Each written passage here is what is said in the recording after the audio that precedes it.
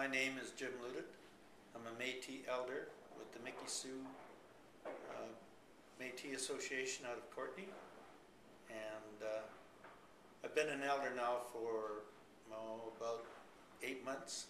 I had the honor of being selected an elder by the Métis community there, and given the opportunity to represent the Métis people on the Aboriginal Education Council. I was born and raised in north central Ontario in a little place called Oba. And my dad and his brothers all were trappers in one place out on the Big Canabie Lake. And that lasted until the war years came, and then after the war, of course, my family had sort of disintegrated. My mother had left, and so we were thrown on the tender mercies of the Children's Aid Society and basically lost our culture and any connection to First Nations and or Métis. Finding out about Métis was a real revelation, because before that I was just wandered around the country considering myself a white Indian, and explaining my draw to the woods and to that type of lifestyle by the fact that there was Native ancestry in my family through my grandmother, who was a James Bay Cree, and I was always wondering what the big connection was with the land and with the forest, where I've spent, I guess, 80% of my adult life in the woods as a logger and then as a professional forester. I had a stroke in '86, and that necessitated me getting re-educated, and so I got my diploma and became a forestry engineer. I've always suffered from wandering feet, and I guess that's just the Métis heritage. I've seen most of Canada, and I love this big country. I've been in other parts of the world, and there's nothing that compares to Canada, its freedoms, and its the glorious variety of people and glorious variety of terrain and resources that the country has. You can be just about anything that you want to be in this country, and if you're going to make a choice, I would say be a Métis. Yeah, she was born in the James Bay Band, Swampy Cree in Moosonee, and that's where her birthplace is. Although if anybody asked her where she was born just outside of London, England. And she was hard put to explain why she looked so much like a First Nation person being born outside of London, but she would just shrug it off, and that was of no consequences. That was her story, and she was telling it that way. But she had a good British accent. She was either fostered into or lived with a Hudson Bay English family up in Moose Factory, and so there was no First Nations blood in her family at all. So it was quite amusing the time we caught her talking Anishinaabe in Pitt's store in Dryden, Ontario, to a couple of other Cree ladies from Wabigoon, and she immediately, just like that, switched over to English. And I kind of smiled at her and sort of looked like, "Ha, we caught you," but she wouldn't take the bait. She didn't claim that was anything other than being nice to these ladies, I guess.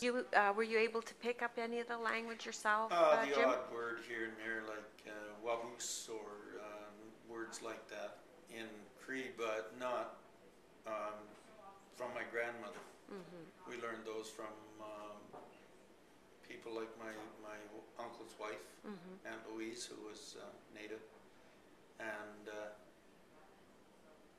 it is unfortunate that through her and for other members of our extended family that we didn't get more of our culture. Mm-hmm. But we left there, like, I was born in '34, so by the year the war started was '39. So I was about 5 or 6 years old by the time we left Oba, and my dad went into the Home Guard. He served in the First World War as a boy soldier, and he got found out after he got wounded in France, so they shipped him back to England to the young 11 Soldiers Battalion, and then back to Canada. He never talked about his war experience. He never. The only thing I've been able to find out about him in the war is that I've gotten from the Department of National Defense. I've got his record, his file from both services.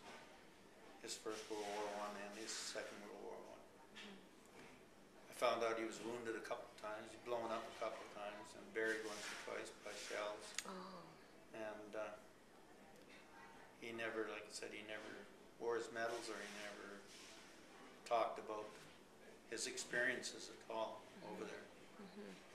This was, I think, a common thing with most servicemen who were in the First War, and not so much the Second War, because it was a little less of a brutal environment. They were more on the move, and they had more cleaner living, if you like, whereas in the First World War, it was, of course, trenches. They were stuck there. They never got out until they were relieved, and there was a lot of mud and water and rats and all those sort of things around. So they had it tough in the services. And last year I had the opportunity to go to France and to Juno Beach at the unveiling of the Métis Memorial. And unfortunately not getting a chance to go visit any of the battle sites as such. And I didn't even get a chance to go to my uncle's grave, which is not far from Caen. But our schedule was so tight, and we were sponsored, so we just couldn't go running off doing our own thing. At that time, the community was not very large. I only left behind one person who I really cared about, and that was my foster mother. My real mother had returned to my life just prior to my shipping out for Korea, and she left in 1943, and I never seen her again until that particular time. And so the only person who really I had any emotional tie to was my foster mother. And the way I was raised, I never really thought about family. I never really thought about community. Because I was raised almost in isolation from my family, because we were raised by the Children's Aid, of course. I remember things from before the war, good things from the trap line, summers spent out on the lake, waking up in the morning and watching the shadow of a moose go across the side of the canvas tent, and hearing her stomping around outside and snorting, and walking on the bottom of the lake, trying to get out to where all the other kids were swimming.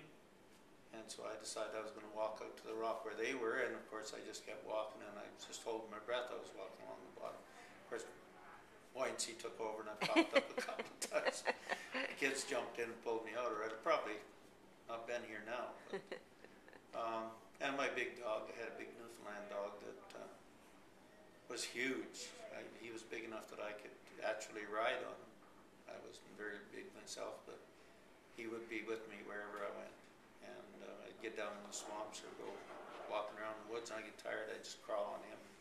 He'd come back to the trap line. And in the wintertime, I'd hook him to the toboggan, and he'd head off down the ice. I always prayed that the toboggan would stay upright, because you're hanging on to the side ropes, and he's going 100 miles an hour. And if it ever flipped over, he would keep running. And that happened a couple of times. I actually had to let go of the toboggan once. We were taking off a battering, and of course he didn't run very far after that, because I called him and he stopped. And a couple of Christmases, I had an uncle who was about 6'4", and he would come down, and my dad was only about 5'8", 5'7", and of course he built his cabins to suit that height. Well, my uncle would come, and he could come in the door, but he had to sit down as soon as he got in. And he always came at Christmas with a big armload of goodies, because he had discovered a gold mine, and he became a millionaire. Discovered the Hiawatha Coal Mine. And he always brought my brother and I handguns. And the one I remember the most was a Buck Rogers gun. When you pulled the trigger, it had big light windows in it, and they'd all light up. Toy guns. And No, there was lots of real guns. Everybody had guns. I mean, they were all trappers and hunters. So my dad used to sit up on the top of the cabin and shoot geese as they came in over to land in the river, right in front of our door, practically.